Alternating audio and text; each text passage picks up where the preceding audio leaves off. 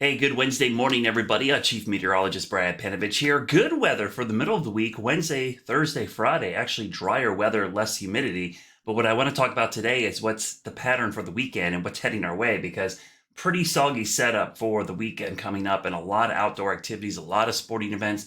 Panthers home opener as well going on this weekend. So let's talk about this setup. So this morning, as you are out there and about and into the afternoon, we've got a stalled front to the south. Some slightly drier, I say slightly, dew points have cooled a little bit into the lower 60s. It's still pretty muggy for this time of year, but not the sauna that we had really Monday and Tuesday. But what I'm watching to our south is, if you look down here in the Gulf of Mexico, there's a whole bunch of precipitation or moisture. There's a low pressure system that's going to form down here and eventually is going to move up in this direction towards the weekend. And what that's going to do is pull in some deep tropical moisture into the southeast. And these low pressure systems, when you see a southeast flow and it interacts with the mountains of the Carolinas, we tend to see some really, really heavy rain events. And that's what I'm concerned about for the upcoming weekend. And just to show you the what we call the flash flood guidance. So you've probably seen me show this before. I'll pop it up here. You can see the green is the low. The yellow is what we call medium.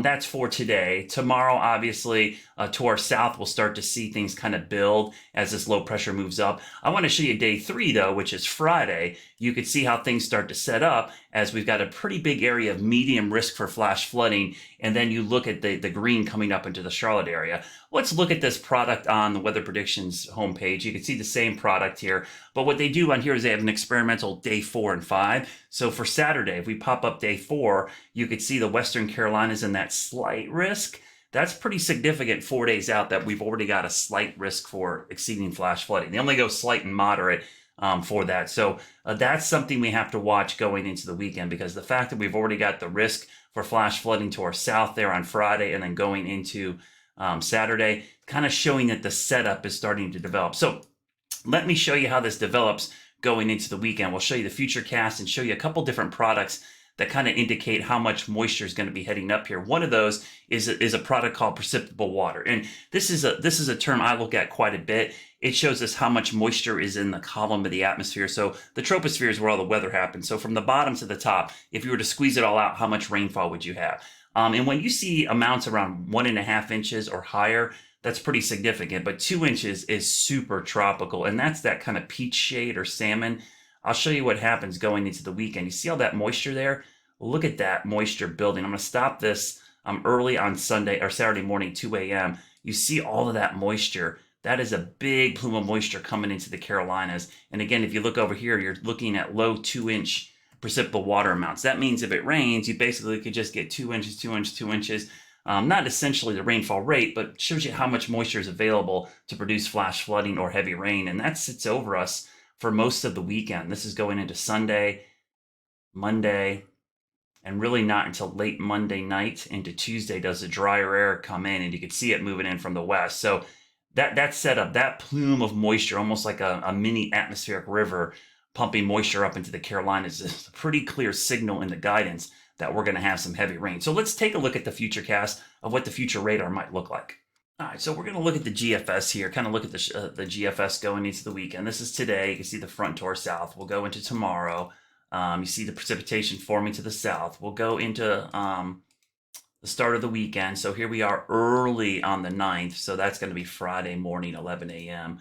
We'll go into the afternoon on Friday, go into Friday night, and then let's go into early Saturday morning, 5 a.m. Now, again, this doesn't look super impressive, but you can kind of see the orientation. Low pressure here and some kind of plume of rain coming up in this direction with a southeast component to it that would pile up the moisture into the Carolinas. So this is 11 a.m. Saturday morning.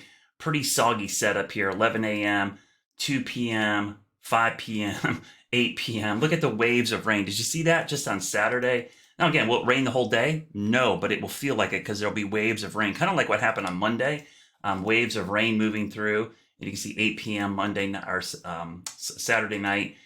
We go into Sunday morning, still lingering rain. Again, maybe not as heavy. Panthers home game, probably more of a drizzly, misty kind of setup. So it'll probably be raining, but not lightning. That could cause a delay. We go into Sunday afternoon, Sunday night, and then we go into Monday. Looks like the front tries to push through, and by Tuesday, everything starts to move out of here. So how much rain are we talking about? Well, we can look at this long range guidance, the precipitable water, all this stuff. But let's look at what the Weather Prediction Center kind of is giving a general consensus on the amount of moisture. So we'll go into the weekend.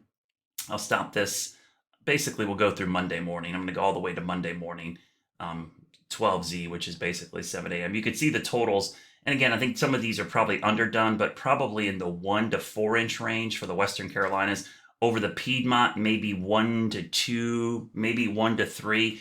But again, it all depends on where the heavy rain band sets up. If that heavy rain band sets up here, we could see just to a south, but it could set up as here as well. But you know those areas on the southeast facing slopes, we call it the escarpment, the area where we go from foothills to mountains pretty dramatically. It's essentially a ramp for the atmosphere. When we get a southeast flow of deep tropical moisture, it hits it, it lifts it up, and it creates heavy, heavy rain right in this area. So if you live in the mountains and foothills and you saw heavy rain this past weekend and early this week, the soil saturated. There's a lot of high water already. This could cause potentially some flash flooding this weekend. So just be kind of heads up here. This is an early kind of weather aware for the weekend for the mountains that we probably need to pay attention to this setup, because I do think flash flooding will be a concern. And for everybody else, outdoor activities, Charlotte FC, UNC Charlotte, with Charlotte football, 49ers, and we've got the Panthers home game.